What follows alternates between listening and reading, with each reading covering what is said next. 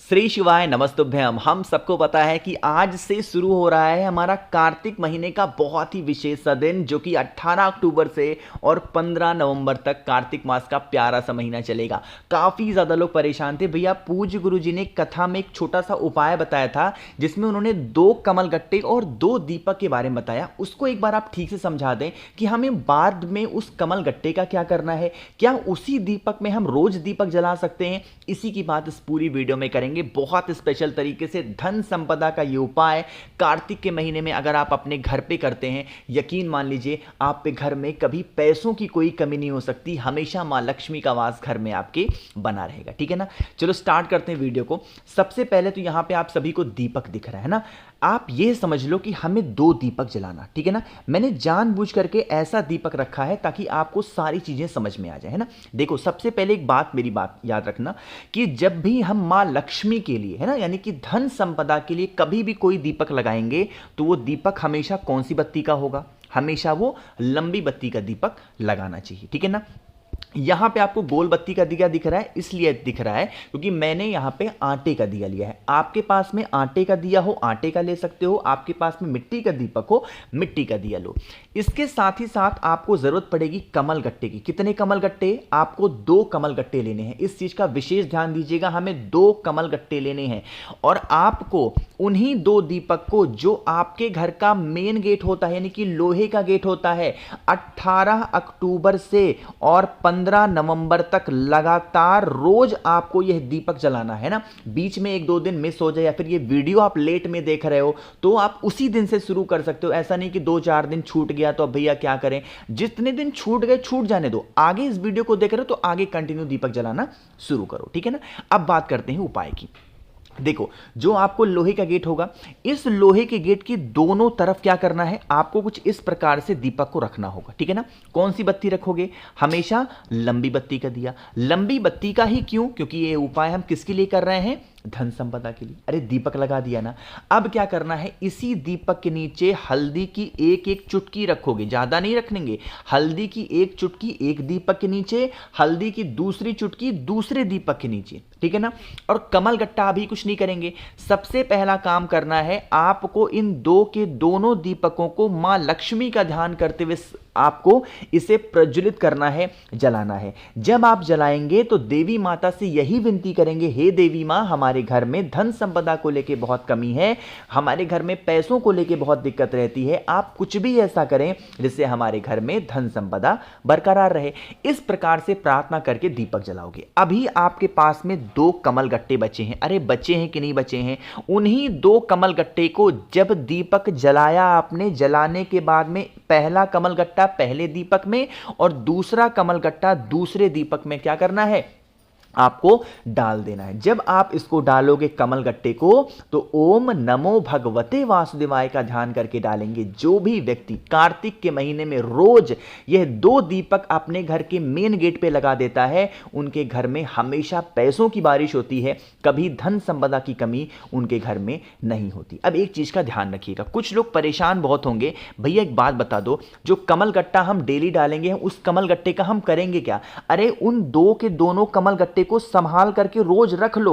Daily daily नए कमल गट्टे नहीं लेने हैं आपको, उसको संभाल के रखो। डेली दीपक जलाओ, फिर कमल गट्टे डाल दो। और हां, एक बात और, डेली दीपक भी चेंज नहीं करना है। जो चेंज कर सकते हो, अगर आपके पास में ज्यादा है तो बदल भी सकते हो, लेकिन आप चाहो तो उसी दीपक में डेली डेली डेली दीपक लगा सकते हो। और एक चीज तो मैं बताना भूल ही गया, ये दीपक कौन सा जलाओगे? ये दीपक आपको घी का जलाना है और वो घी गौ माता के दूध से निर्मित होना चाहिए, ठीक है ना।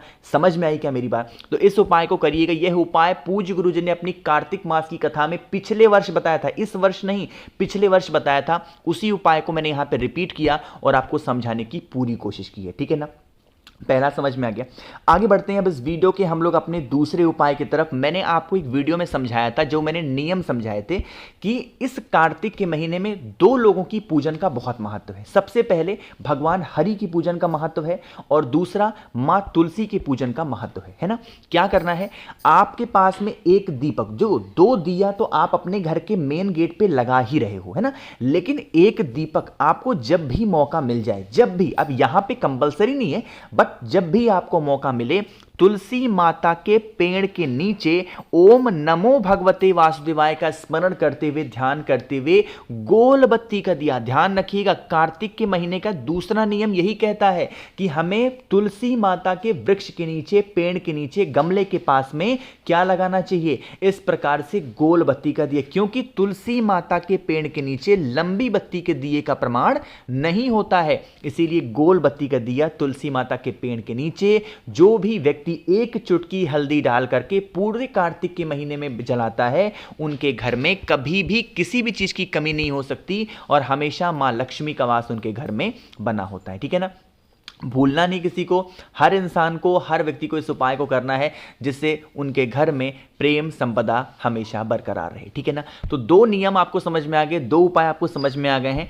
आगे बढ़ते हैं अब इस वीडियो के हम लोग अपने तीसरे उपाय की तरफ, जो कि आपको करना है कमल गट्टे के साथ में। देखो, कार्तिक का जो महीना होता है ना, उस महीने में कमल गट्टे का बहुत महत्व है ना, और बहुत सारे ऐसे लोग हैं जिनको मैंने कमल गट्टे की माला फ्री में दे भी रखी है।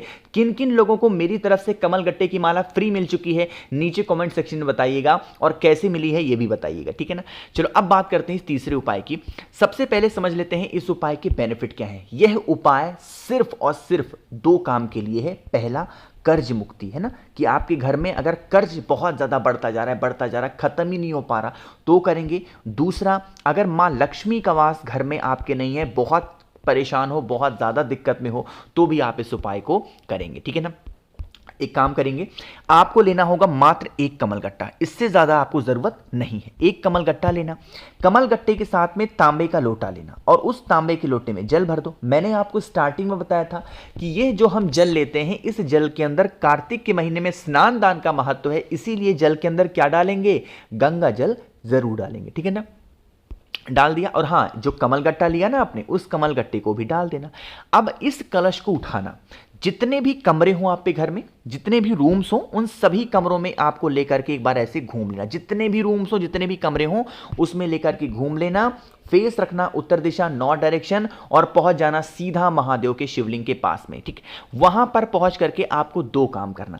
पहला काम करना है कि आपके पास में एक बेलपत्र होनी चाहिए, उस बेलपत्र को महादेव के शिवलिंग के ऊपर समर्पित करना, और वही कमलगट्टे का जल जो आप अपने घर में चढ़ा रहे हो या फिर घूमे हो, उस कमलगट्टे का जल महादेव के शिवलिंग के ऊपर समर्पित कर देना। यह उपाय अगर मंदिर में कर रहे हो तो कमलगट्टा मंदिर में छोड़ करके आना है, और अगर यह उपाय आप अपने घर पे कर रहे हो तो उस कमलगट्टे को आप रख लेना, और डेली डेली जब आप इस उपाय को करना तो उसी कमलगट्टे का इस्तेमाल आप रोज रोज कर सकते हो। ठीक है ना, करके देख लीजिएगा, आपके घर में पैसों की कभी कोई किल्लत नहीं होगी, हमेशा मां लक्ष्मी का वास आपके घर में बना रहेगा। ठीक है ना, करके जरूर देखेंगे। तो तीन उपाय आपको समझ में आ गए हैं। एक उपाय, आखिरी उपाय की हम लोग बात करने जा रहे हैं, जो कि आपको दूर्वा के साथ में करनी है। कैसे करनी है, कहां पे करनी है, इसकी बात हम तब करेंगे जब आप सभी लोग कर देंगे वीडियो को लाइक, और जिसने अभी तक चैनल को सब्सक्राइब नहीं किया और आप मेरी आवाज आज पहली बार सुन रहे हो, तो इस चैनल को जल्दी से सब्सक्राइब कर लो। ठीक है ना, देखो, समझने की कोशिश करते हैं इस उपाय को। यह उपाय सिर्फ और सिर्फ, पहला तो रोग मुक्ति में काम आएगा, और दूसरा क्रोध में काम आएगा। जैसे आज के टाइम पे लोग बहुत परेशान हैं क्रोध को लेके। भैया, हमारे घर में लोग ऐसे हैं जो बहुत गुस्सा करते हैं, बहुत क्रोध करते हैं, हम लोग बहुत ज़्यादा परेशान हैं, उसके लिए हम क्या करें, तो आप इस उपाय को ज़रूर से ज़रूर करेंगे। ठीक है ना, बहुत छोटा सा, बहुत आसान सा उपाय है, करके देखिएगा। जैसे यहाँ पे आपको क्या दिख रही है, दूर्वा दिख रही है, जो हरी वाली दूर्वा होती है ना, वो लेनी है। कितनी दूर्वा लेनी है हरी वाली, आपको लेनी है 29। कितनी, 29। सोचो कितना अजीब सा नंबर दिख रहा है, बट इस उपाय का नियम यही है कि हमें 29 दूर्वा लेनी है। ठीक है ना, इस 29 दूर्वा को उठाना, एक तांबे के लोटे में जल भरना, और पहुंच जाना सीधा महादेव के शिवलिंग के पास। सबसे पहला काम करेंगे, जल महादेव के शिवलिंग के ऊपर समर्पित करेंगे। जैसे ही आप महादेव के शिवलिंग के पास पहुंचते हो, मन है आप उपाय घर पे कर लो, मन है यह उपाय मंदिर में करो, कहीं पे भी करो। जल चढ़ा दिया, जल चढ़ाने के बाद में आपके पास में है 29 दूर्वा।